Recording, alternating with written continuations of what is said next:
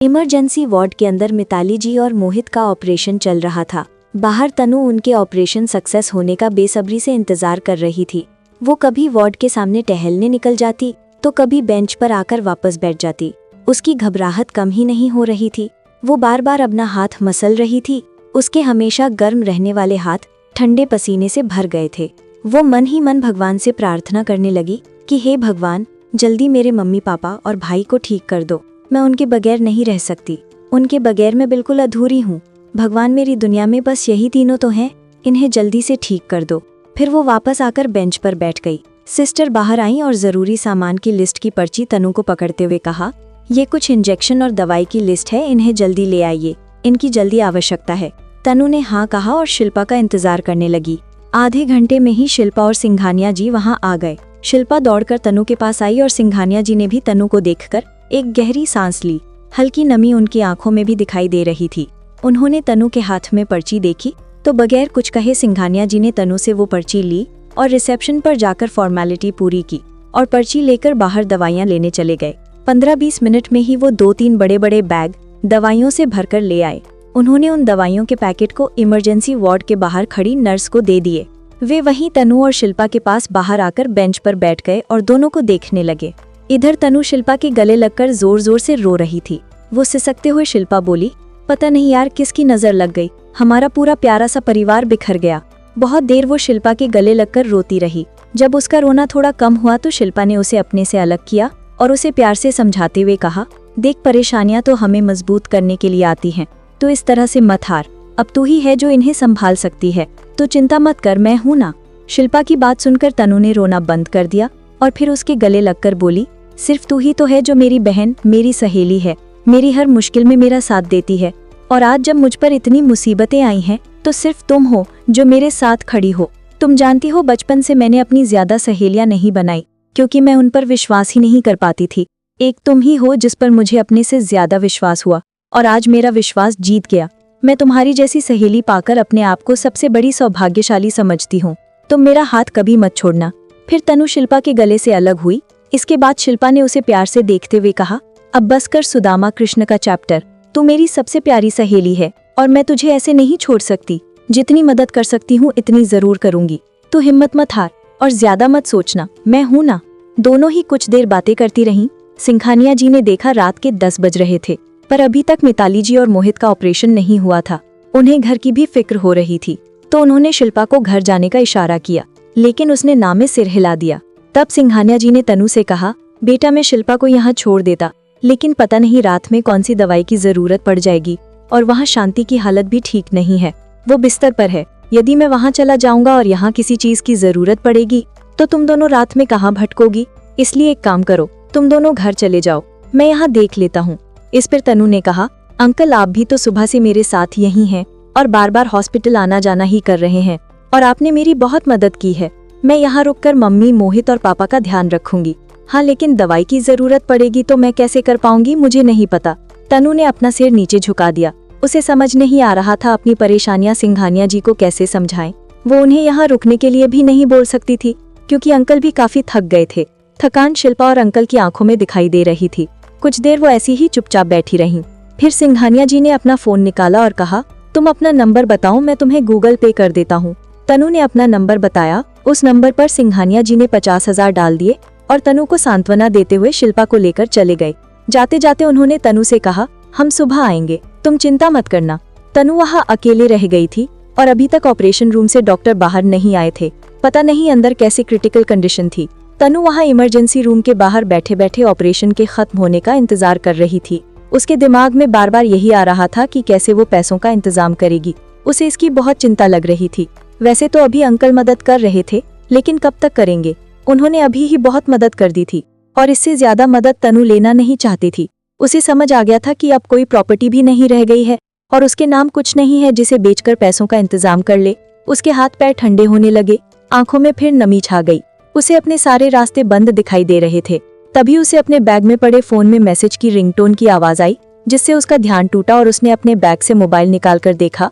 उसमें कंपनी का मैसेज था, तो उसने उसे इग्नोर करके वापस बैग में रखने के लिए जैसे ही बैग खोला और उसके अंदर मोबाइल डाला, उसका हाथ एक पेपर से टकराया। उसने वो पेपर बाहर निकाला तब उसे कॉलेज के बाहर मिले उस पेपर का ध्यान आया। वो उसे पढ़ने लगी और उसकी आंखें कॉन्ट्रैक्ट मैरिज शब्द पर अटक गईं। तनु हाथ में उस पैम्फलेट को पकड़कर बैठी हुई थी। वो उसके आगे कुछ पढ़ ही नहीं पा रही थी। उसकी आंखें धुंधला गई थी। दर्द उसकी आंखों में आंसू बनकर उभर आया था।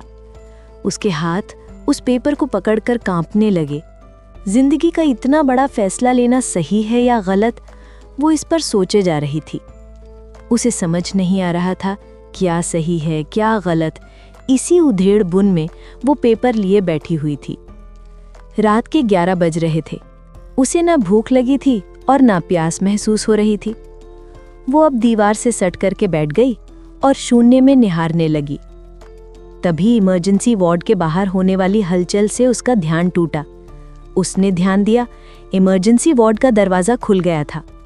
काफी लंबे ऑपरेशन के बाद सभी डॉक्टर थके हुए चेहरे से बाहर निकल रहे थे। उनके चेहरे को देखकर लग रहा था जैसे वो बहुत बड़ी जंग जीतकर बाहर आए हैं। तनु ने जल्दी से उस पेपर को बैग में डाला और दौड़कर इमरजेंसी रूम की तरफ बढ़ गई। उसने हड़बड़ी में डॉक्टर से पूछा, डॉक्टर, मेरे मम्मी और भाई कैसे हैं? सब ठीक तो है ना? क्या मैं उनसे मिल सकती हूँ? इस पर डॉक्टर ने कहा, देखिए, दोनों की हालत बहुत सीरियस है। उन्हें अभी आईसीयू रखना होगा। अभी आप उन्हें दूर से देख सकते हैं, लेकिन प्लीज उनसे मिलने की जिद मत करिए। दोनों को अभी तक होश नहीं आया है। आप चिंता मत करिए, दोनों खतरे से बाहर है, बस अभी बेहोश है। उसने देखा उसके मम्मी और भाई को इमरजेंसी रूम से बाहर निकाल रहे हैं। वो थोड़ा दूर से ही खड़े होकर उन्हें देखने लगी। उसकी आंखों से झरझर आंसू बह रहे थे। दोनों के सिर पर पट्टियां बंधी हुई थी। मोहित के हाथ और पैर पर प्लास्टर था तो मम्मी के भी हाथ पर प्लास्टर था। वो दोनों ही बेहोशी की हालत में ऐसे लग रहे थे जैसे सुकून की नींद सो रहे हैं। उनका पूरा दर्द तनु के दिल में उतर आया।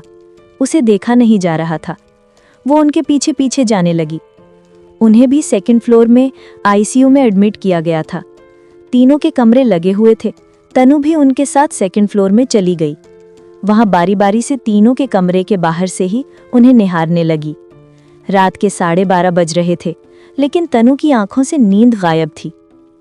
खाने के पैकेट वहीं बेंच पर रखे हुए थे। उसने धीरे से उन पैकेट को खोला। उसमें रोटी, सब्जी, सलाद और अचार रखा हुआ था। तनु का एक मन हुआ खा ले, लेकिन फिर उसे देखकर उसका मन ही नहीं हुआ।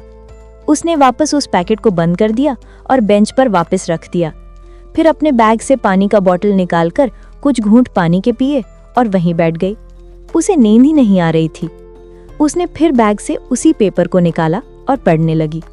उस पेपर में ऊपर एक हेडिंग थी जिसमें लिखा था कॉन्ट्रैक्ट मैरिज। उसने मन में सोचा कि आजकल लड़कियों की इतनी कमी हो गई है, लोगों को इस तरह की मैरिज के ऑफर भी देने पड़ते हैं।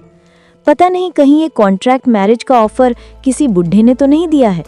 हो सकता है उसने अपनी थोड़ी सी जिंदगी को काटने के लिए इस तरह की कॉन्ट्रैक्ट मैरिज का ऑफर रखा हो। उसने इस कॉन्ट्रैक्ट को आगे पढ़ना शुरू किया। उसमें लिखा हुआ था, एक बहुत बड़े बिजनेसमैन को शादी के लिए एक होनहार और सुशील लड़की की जरूरत है, जिसके लिए अपना बायोडेटा एक मेल आईडी में मेल करने कहा गया था। शादी के लिए उम्र 24 साल से अधिक पर 30 साल से कम रखी गई थी। कॉन्ट्रैक्ट की डिटेल और कॉन्ट्रैक्ट सेटलमेंट अमाउंट लड़कियों के सिलेक्ट होने के बाद ही बताने को कहा गया था। इस पर तनु ने सोचा, अभी तो वो 24 की नहीं हुई है, अभी तो वो मात्र 22.5 साल की ही थी। उस बिजनेसमैन के बारे में कोई डिटेल उसमें नहीं दी गई थी। उसने मन में सोचा, क्या पता ये फेक हो, इसका कोई वजूद ही ना हो और किसी ने मजाक में पैम्फलेट छपवाया हो। पर क्यों? लेकिन तभी उसे याद आया कि कुछ दिन पहले शिल्पा ने भी न्यूज़पेपर में आए इस तरह के कॉन्ट्रैक्ट के बारे में बात की थी और दोनों इस बात पर बहुत हंसे थे। उसके दिमाग में कई तरह के विचार आ जा रहे थे। उसकी धड़कन भी तेज हो गई थी। उसका एक मन हुआ कल शिल्पा से बात करने के बाद उसमें मेल करेगी, पर फिर सबकी कंडीशन को देखते हुए उसे यही सही लग रहा था। उसे पता था शिल्पा यदि ये बात जानेगी तो उसे कभी यहाँ मेल नहीं करने देगी। उसे पैसों की बहुत ज़रूरत थी। फिर उसने पक्का निश्चय करते हुए अपने मेल को खोलकर ड्राइव में देखा। उसका एक बायोडेटा बना हुआ था जिसमें उसकी बेसिक डिटेल थी और साथ ही फोटो भी लगी हुई थी। उसने वही बायोडेटा दी गई मेल पर मेल कर दिया और शांति से बैठ गई। उसे बहुत बेचैनी लग रही थी। वो फिर वहीं आईसीयू वार्ड के बाहर टहलने लगी। उसे अभी भी नींद नहीं आ रही थी। रात के 2:30 बज रहे थे। उसकी बेचैनी कम नहीं हो रही थी। बार बार उसे लग रहा था कि मेल भेजना सही था कि नहीं, पता नहीं आगे क्या होगा। टहलते टहलते वो वार्ड के बरामदे में आ गई और वो खिड़की से बाहर अंधेरी रात में तारों को देखने लगी। तारों को देखते देखते उसे सुबह उस लड़के से हुई टक्कर की याद आई। उसे उसकी काली आंखें और उसमें खोना याद आने लगा। उसने मन में सोचा, पता नहीं क्यों उसकी आंखें बिल्कुल मेरे सपनों के राजकुमार की आंखों की तरह थी। क्या मेरे सपनों का राजकुमार भी ऐसा ही होगा? वो फिर आईसीयू वार्ड के सामने लगी बेंच पर बैठ गई और अपनी डायरी निकालकर अपने मन को शांत करने के लिए उस लड़के की आंखों को बनाने लगी। वाकई उसकी आंखें इतनी सुंदर बनी थी कि कोई भी देखता तो उसमें डूब जाता। उसके दिल में किसी कवि की एक कविता की कुछ पंक्तियां उभरी। जो बोल ना पाऊं मैं तो मेरी आंख में झांक लेना तुम, जो नैना चमके मेरे तो मेरी खुशी जान लेना तुम, जो नमी हो नैनों में मेरे तो मेरी उदासी मान लेना तुम, इस तरह से बिना बोले मेरे भावों को पहचान लेना तुम। फिर उसने अपनी डायरी बंद करके रख दी।